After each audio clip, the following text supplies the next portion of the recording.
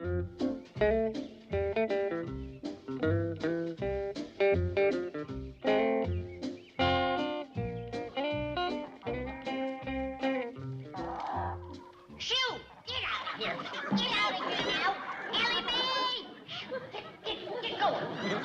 the matter, Granny? Your chickens are in my tomato patch again. Well, I'm sorry, Granny. Them tomatoes is gonna win me a blue ribbon at the county fair. And if I catch your hens pecking at them again, they's gonna be swimming in hot gravy. They'll hear you. I'm giving them fair warning. Them that eats gets et. Take a look at this beauty, Ellie. They can't grow tomatoes like that in California. Well, you're doing it. These are back home tomatoes, growed with back home seeds, with back home know-how. When the judges at the county fair take a look at these...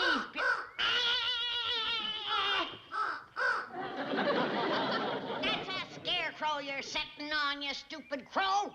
Scared! See one of yours? No, ma'am. Can I have him? You can have him in a pie, and them blasted chickens with him.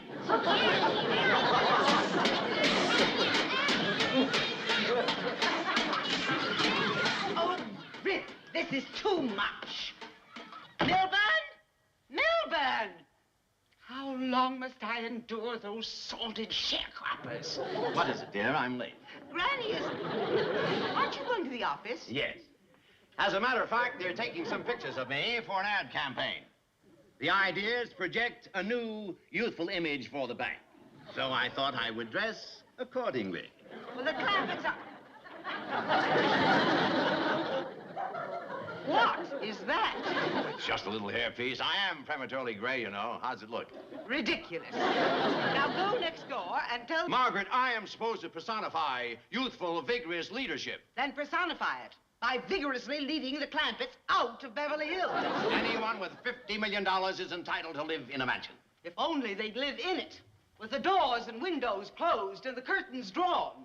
But no, they have to root about outside, dig in the soil. Look at Granny. She's only trying to grow a prize-winning tomato. Ooh, which reminds me, I'm posing with a beautiful model. What?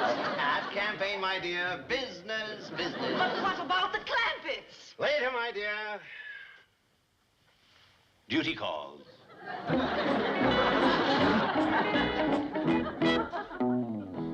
He's posing with an ostrich? Yep. He's going to be the symbol of her whole campaign. Take a look at that ad layout sketch. Don't bury your head in the sand. Look to the future with the Commerce Bank of Beverly Hills. Well, that's fine, but Mr. Drysdale seems to be under the impression that he's posing with a beautiful model. No, I tossed it out. It's old hat. Why, this ostrich idea is fresh. It'll give us a whole series of ads. Like, don't stick your neck out. Take a giant step forward. Feather your nest. It'll be terrific. Miss Hathaway. Well, I hope the chief thinks so.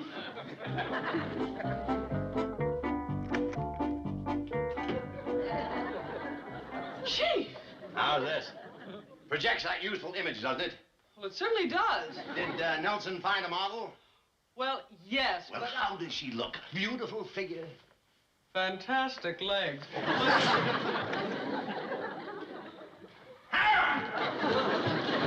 There's an ostrich in my office. Yeah, she's the model for the new ad campaign. That's right, Mr. Drysdale. Here's a layout.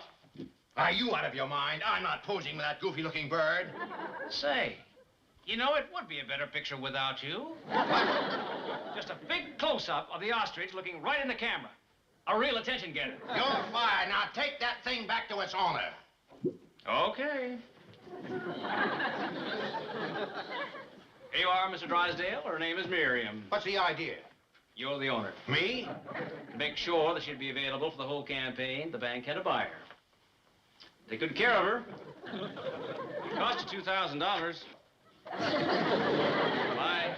I'll send my bill in the mail. What am I going to do with an ostrich? You can give her to the zoo. Give? I want my money out of this thing. Well, we can advertise it, but meanwhile, where are we going to keep her? Miss Hathaway, I've often heard you mention how lonely it is in your apartment. How would you like to have a roommate? Oh, sure. Well, think it over. I understand a pet bird can be a lot of company. Chief, I can't keep an ostrich in my tiny apartment. Move into a larger one. All right. Have somebody take it up and put it in my garage temporarily. But get those ads going. Yes, sir. Shall I buy one large ad or a series Buy nothing. Every supermarket has a free bulletin board. I've got enough money tied up in that feathered freak. For sale, one ostrich. At cost, $2,500. 25? Our time is worth something. $2,500. Ah! Come back with my hair!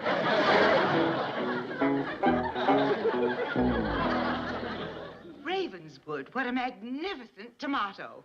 Wherever did you find it? Right at your front door. The greengrocer's truck. That's exactly what I want. How would you like it prepared? Oh, it's not to eat. I hope it will discourage Granny from trying to grow her own. My dog is Miss Drysdale. This is a fine tomato. Surely Granny will realize she can't possibly grow anything as large as this. Oh, it's a whopper, all right. I never seen one to beat it, even back home. Where'd you grow this? I didn't have to grow it. The butler got it from my vegetable man, right at the front door. Mind if I show it to Granny? Please do.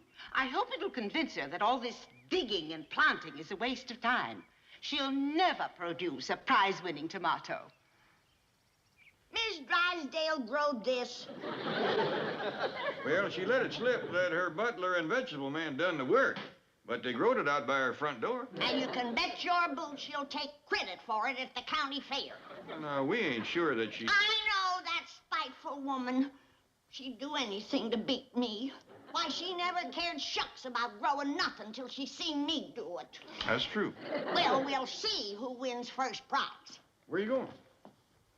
I'm gonna stir me up the doggonedest batch of tomato-growing tonic you ever seen. Didn't know you had one. I don't. I'm gonna invent one. And by the time the fair rolls around, my tomatoes will make that thing look like a bloodshot gooseberry.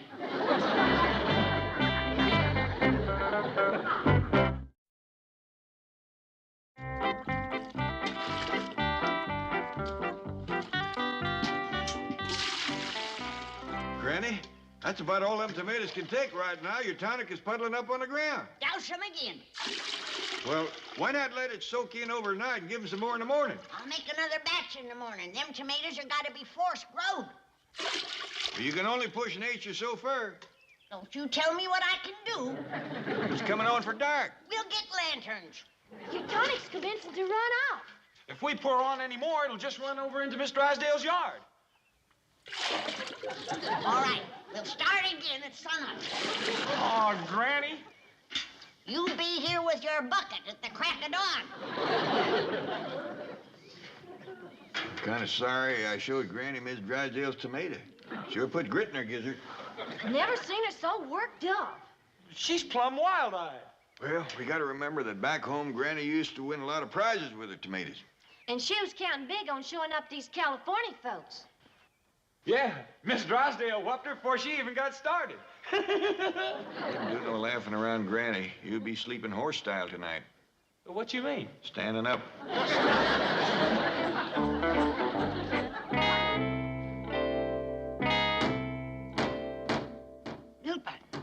Milbert, wake up.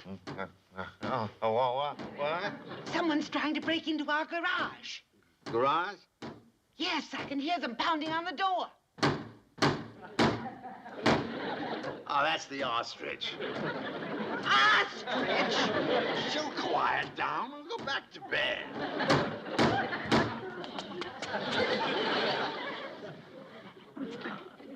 See, I told you she'd quiet down. What's an ostrich doing in our garage? Waxing the car. Get back to bed.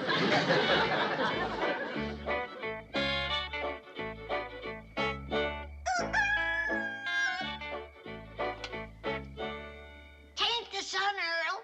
Just my lantern. But it'll be coming up pretty soon. You go roust the rest of the family. I want to see how much my tomatoes has growed. You was good size yesterday. You really ought to be a whopper bite. Where'd you go? Chicken tracks. They ate my prized tomatoes. When I get my hands on you, you're gonna be chicken stew. Aha! I got you. Now you're gonna kick me.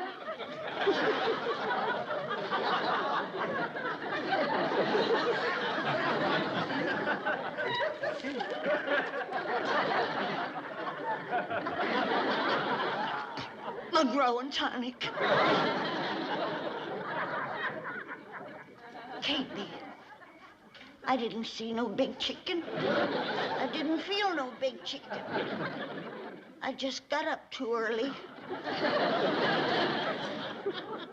Morning, Granny. Morning, Jed. My, that coffee smells good. Yeah? Well, there's another pot on the stove. I finished this one. That's a heap of coffee. Well, I want to make sure I'm good awake when I go out to look at my tomatoes. You're going to be awake for the next 3 days. Well, come on. Let's go look at the tomatoes. No, wait now, Jed. You just sit there and have your coffee. I want to see them alone first. How come? Well, they's my tomatoes, and they was doused with McGraw and tonic, and, well, never mind. Now, you just stay there.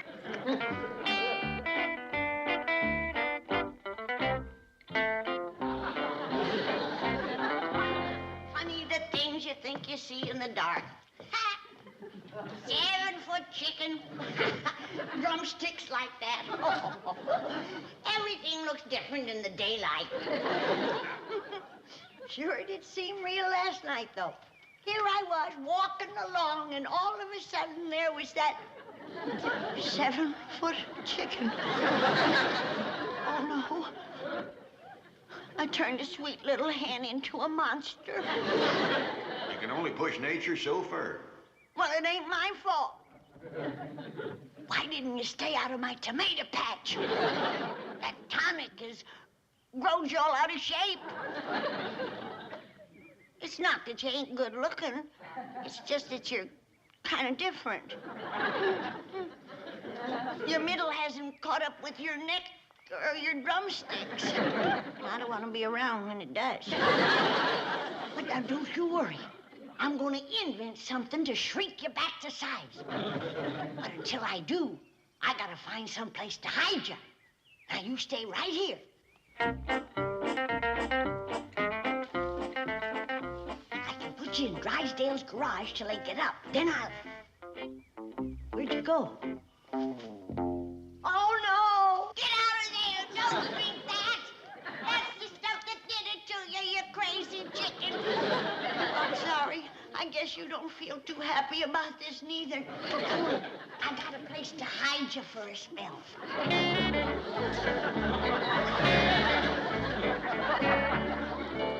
Can't figure out what Granny's doing down there all this time. I thought you'd have us out there sloshing on tomato tonic at sunup. Well, she was kind of upset this morning. She went out of here. Boy? Huh? How many bowls you had now? Just one. One? Yes, sir. Filled it 5 times. This is the only bowl. Here she is. Oh, hi, Granny. How your tomatoes look? Did they grow much? No. No, they didn't. Well, we'll go right down and tonic them. Come on, Jethro. No, wait. That tonic didn't do so good. I gotta make up a new batch. Oh, good. That'll give me time for a couple more helpings. No, you won't. I want everybody out of my kitchen. Well, I'll go feed the chicken. No, I'll do that. Well, there's plenty of other chores around the place. Come on, youngin. I just remembered. I need some stuff for my new tonic. Y'all go get it for me. What do you need? Pasadena berries. Pasadena berries? I never heard of them. What do they look like? You'll find out when you get to Pasadena.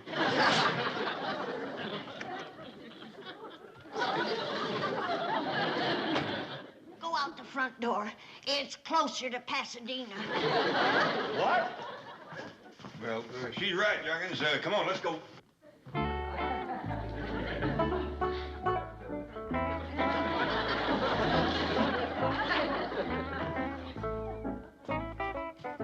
Now, look, High Pockets. I'm gonna do everything I can, but you gotta stay where I put you. If there's one thing I can't abide, it's a pushy chicken. Now, wait right there.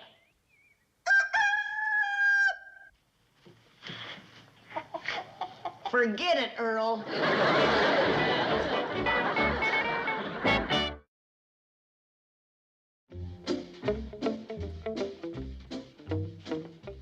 Well, I reckon you youngins were smart enough to see right through Granny's business about the Pasadena berries. Sure, Pa. Heck yeah. Good.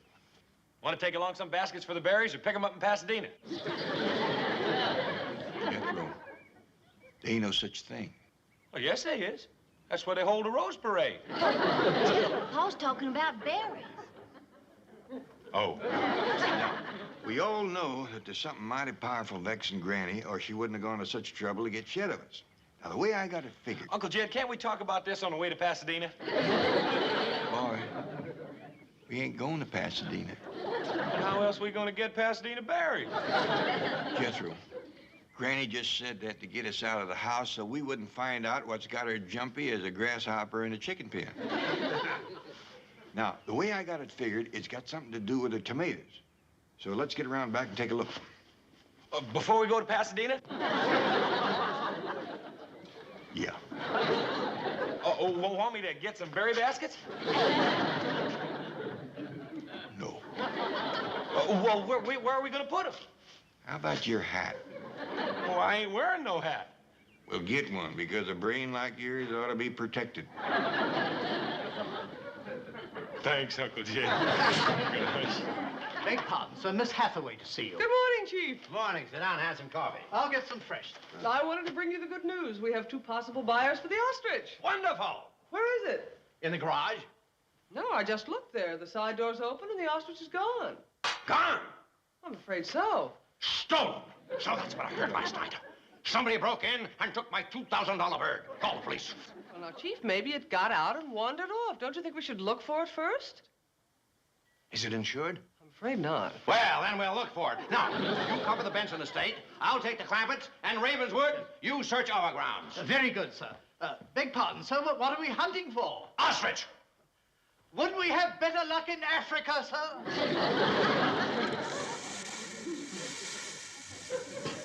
Damn blame pushy chicken. Now, look, I'm doing the best I can. I'm working again time trying to come up with a chicken shrinker. Don't look at me like that. I know you got a right to be upset. And I know I hadn't ought to meddle with nature. But give me a chance.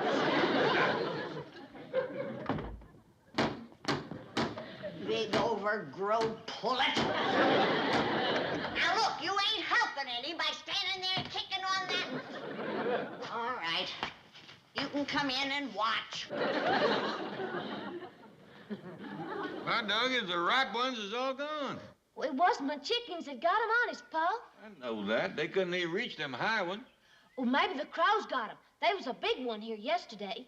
Well, that could be. He brung a bunch of his friends over here and had a tomato party. Looky here, Uncle Jed. Ain't nothing left hanging on the vine except these little old green rascals. Jethro, you hadn't ought to picked them. Well, how else was I going to fetch them to you? Unless I ripped up the vines. What's the matter with you this morning? Nothing, except I'm awful hungry. Hungry? You had 5 bowls of flake. That's just it. I never got to finish breakfast. How we know what's got Granny all upset? Yeah, she ain't gonna win no prize with these. Hey, youngins, we gotta go down to the store and get Granny the best tomatoes we can find. Well, she ain't likely to win no prize with store-bought tomatoes neither. No, but we can make her think she could have won, and sometimes that's just as good. Hey, Uncle Jed, are we going to go to the store before we go to Pasadena and pick berries? Jethro, try to get this through your head. We ain't going to Pasadena to pick berries. Now, come on, let's go to the store. Oh, I see. We're gonna buy them ready picked. Well, I hope this doesn't. I put all my scientific know-how into this one shrinking pill. And if it don't work, well, we won't talk about that. So, cross your fingers or your feathers or whatever you do and hope for the best, because here we go.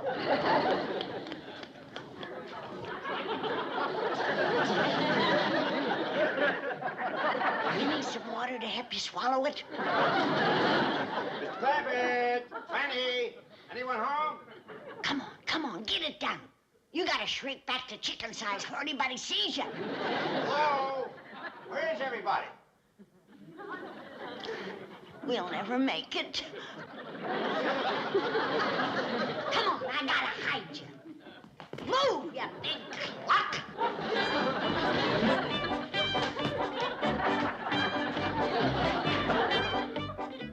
Anybody here?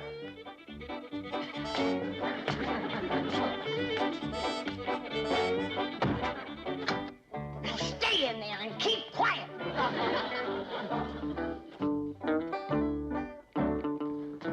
Mr. Drysdale, how nice to see you.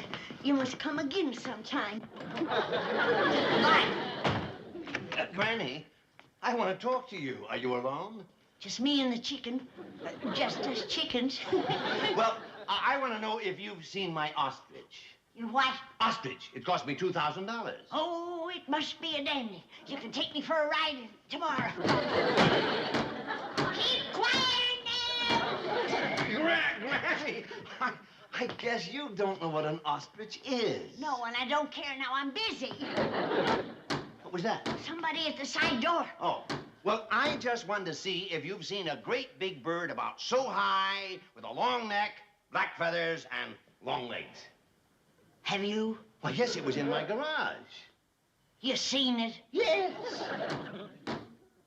You're having visions. I gotta answer the door.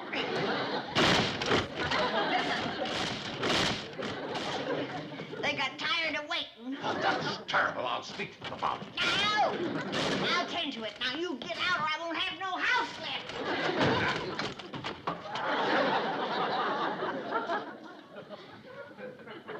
Oh, no. The pill didn't work. You're just as big as ever.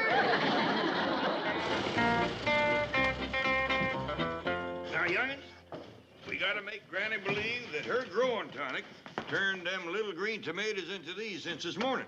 Reckon she'll swallow it, Pa? It's worth a try. She'll always believe if it hadn't been for them crows eating the big uns, she'd have won a first prize sure as shooting. Hey, look at yonder. What's that? Granny, what you riding? Whoa, girl, whoa. Granny, what in tarnation is going on? Kid, I might not win no prize for my tomatoes, but wait till them judges take a look at my chickens. Get out!